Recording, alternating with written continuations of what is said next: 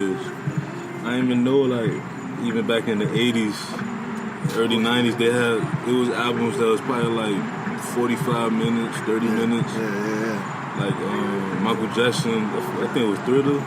Thriller had only like 9 songs on it, right? It wasn't that long. I was expecting it to be huge when I first looked it up. It wasn't that big. It wasn't that long. So it's just like, I see like how, history repeat itself, you know what I'm saying? But I just feel like,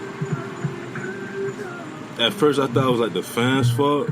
You can't fault the fans, what they like. It's the label's fault because you have all these other, like lyrical, artists. I call it politics. Yeah, you know what I'm saying? Like, for example, like Cardi B. I love Cardi B, by the way. Like I heard her mixtapes, but I was like, I want to hear an album. Right. The album came out, good. You know what I'm saying? It's like bad. What's it called? Bad Barbie, Bad Baby. What's the girl name? I don't know. The white girl. Yeah, the white girl. Right? Is it Bad Baby? I thought it was Bad Barbie. Oh, Bad Barbie. Yeah. Yeah, I thought it's Bad Baby, ain't it? I think it's Barbie. It's Barbie. What? I think it's Barbie. Yeah, something Shorty, like that. yeah, Catch Me Outside. Yeah, Bergoli. I'm like, when they signed her, that's when I knew at the moment, I was like, this shit about politics. But then I had to look. Then I had to, give like the Little Pumps and Smoke Perps. I'm like, they got some songs that I will bump, but I just feel like the music industry is so corrupted. Like you have some of these artists that's like mediocre. But you look at a Kodak Black. To me, Kodak Black is like a resurrection of Little Boosie. He is. When we was in middle school, high school, he is. Little Boosie was like... I agree. and Kodak, he even said that's his favorite artist. Yeah. I agree. So a lot of people say, why he talk like from New Orleans? They don't know that in certain parts, in Florida, especially over there, they call that, the Noya, the Magnolia Project. So it's like even, I think we got a couple, I believe somewhere in Miami somewhere. Like it's certain... spots. I mean, Pompano, they're known for that. You know what I'm saying? Pino, they known for that. I mean, I still tell people that we still the South. You know what I'm saying? Like you could go to Atlanta, and certain people from Atlanta sound like they from down here, like they use the same slang and stuff like that. So. And that's the thing about down here is we have culture. Yeah. Other places in the South doesn't have as much culture as we have. Mm-hmm. I've been to Atlanta. I spent time there. Mm-hmm. They don't have Caribbean culture like we do. Haitians, Jamaicans, Cubans, Bahamians, Puerto Ricans, they ain't got it like us. No, they don't. You know what I'm saying? And Kodak Haitian, you know what I mean? And that's a product of somebody who grew up in the South. Yeah. But that man still speak Creole with his mom, you know what I mean? Culture. Mm-hmm. It's incomparable. Ain't nobody else got it like us. Yeah, man. So that's something I always want to like talk about. Especially with an artist like yourself. You know what I'm saying? Who were your? Cause we gonna talk about the J. Cole thing, but who were your influences before we talk about that real quick? Growing up, nothing that we've been talking about so far. I mean, growing up, I was listening to a Tribe Called Quest, Wu-Tang, Jay-Z, a little bit of Nas. Biggie, mainly, love Biggie. Yeah. I listen to Biggie more than I listen to Pac, just because I listen to New York. I have family in New York. I didn't really know anything about the West Coast until I got older and I was able to do my own research. But yeah, man. And then I got into, being here, I was listening to Ludacris and then, all the Southern artists, a little bit of T.I. Then I got into like Method Man, Redman, Freeway, listening to, all that Rockefeller, Memphis Bleak, Beanie Siegel.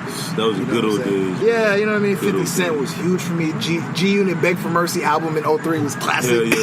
I was listening to it the other day. I was, I'm like, this is a classic. Like, I always felt like if you go back to, cause it's certain albums you could like, Beg for Mercy. Most people may not say it's not a classic. But I'm like, you could, like for me, I could say, and I'm from down south, I say, that's a classic. Yeah. Like, it's just certain, like, Lupe Fiasco. Food and Liquor. Classic. You know what I'm saying? So it's just like... Even The Cool was classic. Yeah. So it's just like, it's certain albums that get overshadowed, but I'm like... I mean, and of course, and I get into the politics because there's always the popularity factor. J. Cole talked about that with the Angie Martinez interview about these labels look at who can get me the most attention, who has the most attention, and that's what we're going to run with. That's what's going to make us the most money. Yeah. So that's always going to be a factor. However, it's not that important when you get down to real music listeners and the real fans of it, because skills from Virginia, mad skills. People like him, people like Nicholas F., people like Lupe, people like Black Thought, people like Lil Brother, people like Fonte, you know what I'm saying? Brother, like those people are Pusha T, like Push. Yeah. Those people are real. And I don't even say important. What's the different word for it? They're just really instrumental to hip hop. You know what I'm saying? Like it's the core lyricism that challenges rappers. You know what I'm saying? To be better. And there's so many artists where I don't even know how to describe it. There's just so many artists to where there's been a fine line between entertainment and then art. Yeah. Like Nelly to me was always entertainment. Yeah. Nelly, country grammar, like nah, but like the first, no, I get what you mean, because you remember at that time, right? You was young, right? And the older people at the time, Nelly was like, you know, like like how we had like the little pumps and stuff like that. Yeah, it's like it was party music. It wasn't something that she would sit down and meditate to. I wouldn't like. I wouldn't disrespect Nelly like that. That's with me either. Shout out to Nelly. But like, I get what you mean. Like Nelly to me, he will always go down as one like the hip hop artist that broke through the pop stream. Yes. Like one of them, like he may not have been like the most lyrical, but he had the hits. Yeah. He's just in his own category. Like Ja Rule to me is in between. You know, I don't see him as a pop. I feel like he did a lot of pop. He did a lot of pop. But he did a lot of pop stuff. You know what I'm saying? Same thing with Will Smith. You know, of course he had the Fresh Prince, but as he got older, the songs he made, like it catered to the mainstream. They broke that. You know what I'm saying? So that's why I love talking about, especially like hip hop, because you know, for example, Redman in his interview, he was talking about how like Eminem and Ludacris, like they looked up to him, and you can hear in their music. Yeah. And I can even hear Big Sean. Like when I hear Big Sean, I can hear like a Ludacris. I can hear a Redman and Eminem in his music. I feel like Big Sean is like he's our generational Ludacris. Like for this, like. I never made that comparison. Think about it. J. Cole is like a Nas, Kendrick is like, you know, a Pac or whatever. You know, like Big Sean to me is more, you know, like a Luda. Like he's lyrical. Like he's one of the most respected. But he has fun with it too. Yeah, he has fun with it. Most people may not take him seriously, but I'm like, Ludacris in my top 5 of all time. All time? Yes, and like. You gotta understand, like, you know what I'm saying? Like, wait, so give me your top 5, because that's an interesting question. My top 5, it changes, but I got Eminem, Jay, Biggie, Ludacris, and Eminem. You said Eminem twice? No, not Eminem. I'm tripping. Not Eminem. Nas. J. Cole, him and Nas and J. Cole, they flip-flop. Tupac, he more in like in my top 10, top 15. Like I'm like you. I'm more of a Biggie type person, because you know, growing up I was, you know, big and stuff. And Biggie, I always felt like Biggie he just bring life to anybody. Like he could just like listen to his songs. Of course he did. You know, he dealt with the drugs and stuff, like he used to deal. But just him talking about like the lifestyle and talking about like, you know, this fat nigga could do this, he could do that. Like, he just bring that confidence to somebody like me. You know what I'm saying? Right, I know what you mean. So, that's my top 5. Okay. Jay-Z, it's enough said. Jay-Z Black Album, you know, honestly... My favorite is Volume 2. Volume 2. Honestly, like, I heard Jay-Z projects, but the Black Album to me, I could go back. That's like one, you know, that's one of like my... If I'm stressed out, you know, type shit, or I'm going to the gym, something like, I have to put that album on. know what I'm saying? Same thing with a lot of people say with Kanye, with college dropout, I'll go to graduation before I go to interview. I go to late registration. Late registration would be one too. I think I can't say it's his best, but it's my favorite. It's my favorite. What, late registration? Yeah. Out of all the albums? Yeah. What's your top 5? Hold on. Do you like Yeezus? Yeah. You know what? We had a conversation yesterday. You like Yeezus too? I do.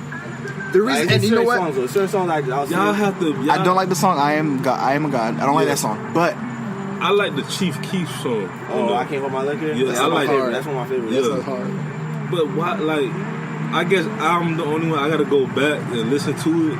Yeah. But like, why? Explain to me, like, why? So this is the explanation I gave him. I was sitting with another one of my engineers inside a high school named Outlaw Beats, and he was saying he didn't like it because it sounded like noise. That first track on site was like boop boop boop boop boop boop boop. It sounded to me. It sounded like. But then again, you think about the music now. I feel like Kanye, he one of them. Exactly. So, I immediately loved it and I understood it because when I saw. Right before he released it, I don't know if it was an interview or article. He took the album to Rick Rubin again because he took My Beautiful Dark Twisted Fantasy to Rick Rubin, and Rick Rubin. Anyways, so I'm not gonna get to that, but he took Yeezus to Rick Rubin, and Rick Rubin told him to take out every R&B element. Wow! So and strip it down to just that, but take out everything R&B, every type of singing, everything else. And so, with that in mind, when I listened to the album, it was very minimal. But you have to listen to it loud as fuck, or else it won't make sense. That's why I told myself the next time I listen to it, I gotta be in the gym, like blasting through the. Blast it. I gotta listen. Have to. Because I tell people it was that song. It was another song on there. Because he ain't had that many songs on that project. It was like 12-ish. Yeah, but it was that song. He had a couple songs on there that was good. A few. But I was just like, I don't know, man. Like, especially Black Skinheads. When that single came out, we weren't ready for it at all. But society liked it, and so when it got placed in the movies and soundtracks, it's like, all right, it's a cool song. Like I can start liking it. So that's how it was for me. So getting around those singles wasn't that hard. I Am a God's on song I like, but even Bound 2. People heard that track, they're like, oh, okay, this is one of the songs that we had more of on this whole entire experimental album at the time. But it's still Kanye. Yeah, I don't know why people. To me, I like Life of Pablo. A lot of people don't like it. I do because it reminded me of. It's different. The breast. It was like Kanye finally came out with a mixtape. But I feel like that album should have came out between Graduation and My Beautiful Dark Twisted Fantasy. Yeah, and even that album, I slept on that album. Really? Like that album came out my freshman year in college. It was freshman or sophomore. How you sleep on My Beautiful Dark Twisted Fantasy? No, because I had a period of time where I didn't really want to listen to like commercial music at the time. So as a DJ, like I always catered to like the independent artists. Right. So it was a time like, what? Let me block the commercial for a minute. It was still a few like the Wiz Khalifas, the Big Sean's, like the new ones. J. Cole's, like the new ones. I'm like, I'm gonna listen to y'all, but like the people that's like, Kanye's, I love y'all, but I need to take a break. Yeah, no, I know what you mean. But when what was it? April of this year? No, March or April of this year. I heard the whole project. I'm like, damn. It's too early to say classic, but that's a legendary album. It's something that I'm trying to like compare it to. I don't think like I like Watch the Throne. I feel like in a couple more years, I feel like Watch the Throne could be a classic album if you let it like just marinate a little bit more. On that topic, My Beautiful Dark Twisted Fantasy, for me, in my opinion, is Kanye's most musical masterpiece. Yeah, it's a masterpiece, yes. Musically, he really showed off his musicianship. Watch the Throne, I went to that was the first concert I ever did too. And and I love Jay-Z. So for me to see Jay-Z for the first time, and I got to see Kanye, and it was like